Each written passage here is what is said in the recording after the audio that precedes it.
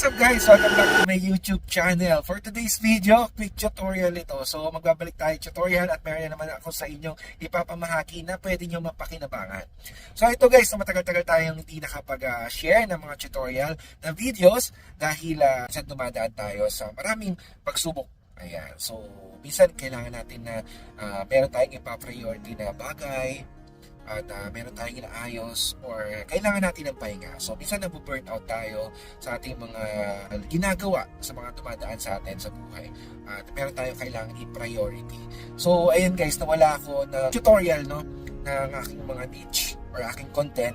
Kung mapapansin niyo yung mga previous post ko or vlog ko dito sa aking YouTube channel ay more on family vlog. So, mas priority ko kasi yung pagbabanding ko sa family at syempre yung pag-retreat at pag-relax.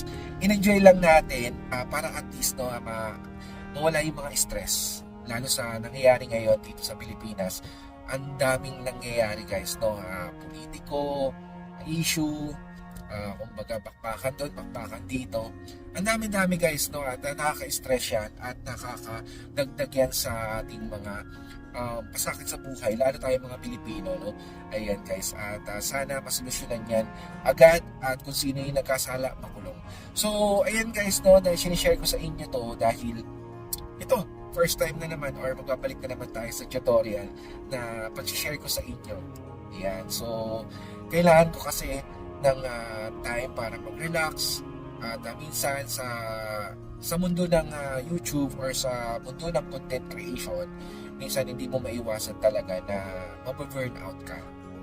So minsan di ka na nakakapag-isip, kumbaga sobrang daming competition, tapos darating pa sa punto na may mangyayari sa buhay mo, kailangan natin mag-relax at pag-isipan mabuti yung mga gagawin natin in the future. So guys, no, at babalik na tayo sa tutorial.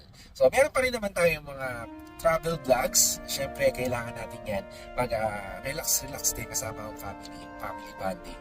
Ayan, so mas priority ko kasi yung family ngayon at sa pag-alaga sa aking mga anak. Then, at the same time, yung business natin, yung mga investment natin, ayan, kailangan natin tutukan yan. At gusto ko kasing more time on family ako ngayon. So, naalagaan ko yung mga anak ko at nasusubaybayan ko yung pamilya ko dahil sobrang tagal kong nagtrabaho sa corporate world.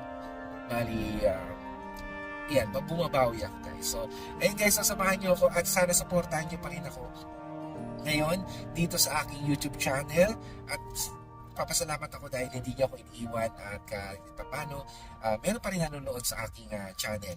So, ito, share lang guys at syempre, nagpapasalamat din ako kay Jesus Christ, ating Panginoon. Maraming salamat dahil hindi tayo pinapababayaan. So, basta magtiwala lang tayo guys sa Panginoon at sa Kanya. Ayan, hindi tayo papabayaan. So, maraming salamat sa inyong suporta at syempre sa family ko. Maraming salamat sa inyo. At syempre guys, eto na. So marami na akong sinasabi, at least in-update ko lang sa inyo yung mga nangyayari sa buhay ko. Dahil syempre kayo mahalaga kayo sa akin bilang subscribers or followers sa aking channel sa BlueStop. So abangan nyo rin ako at pwede nyo rin naman po akong bisitahin sa aking Facebook page na BlueStop. Ayan, ito. At sa TikTok, meron din po, nag-affiliate din po tayo dyan. Kung gusto nyong bumili ng mga products sa showcase ko, bisitahin nyo rin po yung TikTok channel ko. Nandyan. So, maraming salamat po. At ito na, quick tutorial lang guys na kung paano ma-private ang ating mga messenger. So, syempre guys, para at least gusto mo maging private yung messenger mo, wala sa inyong agad-agad mag-request, friend request. Gusto mo, private ka lang, ayaw mo naka-public. Ito guys, tamang-tama sa iyo to guys. No? Para at least walang kumukulit sa iyo na mag-message. Kung sino man, hindi mo kilala. Itong tutorial ito ay para sa iyo. So, panoorin nyo hanggang dulo para at least masundan nyo. Maraming salamat. Welcome back to my channel.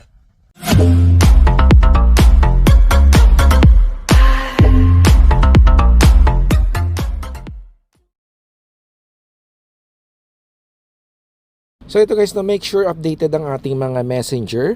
So paano natin ma-check yan kung updated? So punta lang tayo sa ating mga Google Play Store kung ikaw ay Android. Sa iOS naman, punta tayo sa Apple Store. So make sure guys, updated itong Messenger application natin para lahat ng mga features papasok dyan sa inyong mga phone. So search lang natin ito guys. Google Play Store ang gamit ko dahil Android. Messenger. So type lang natin Messenger. Ayan. So as you can see, open siya. Pero once na meron siyang update, click nyo lang yung update. Ayan, para ma-update at mapasukan ng mga bagong features ang inyong mga messenger dyan sa phone nyo. So, ayan, as you can see, updated sa akin. Open ko lang ito.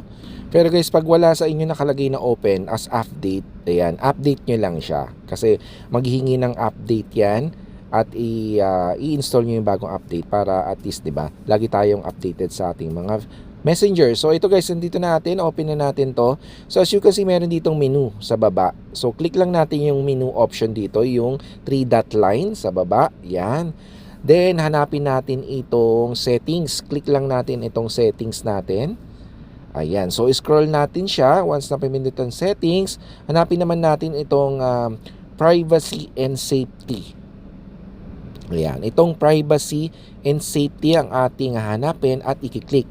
So, ayan. As you can see, meron ditong ayan, sa message delivery. So, hanapin nyo yung message delivery. Click nyo lang itong message delivery. Dito tayo magbabago ng settings natin sa message. So, message delivery, decide whether message requests go to your chats or your message request folder or whether to receive them at all. So, meron dito makikita people with your phone number. So, people with your phone number, click natin ito guys.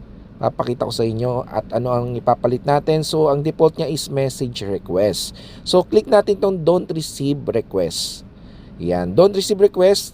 Magpa-pop up to, update setting ang ating pipindutin. Isang beses lang naman po itong pipindutin. Don't receive. Then, itong friends of friends Facebook on Facebook. Yan, don't receive request natin din. Yan. So, itong people in your Facebook groups, don't receive requests yan. So, don't receive request lang natin. Yan. So, other on Messenger on Facebook, same din. Don't receive requests. Then, that's it. So, ayan.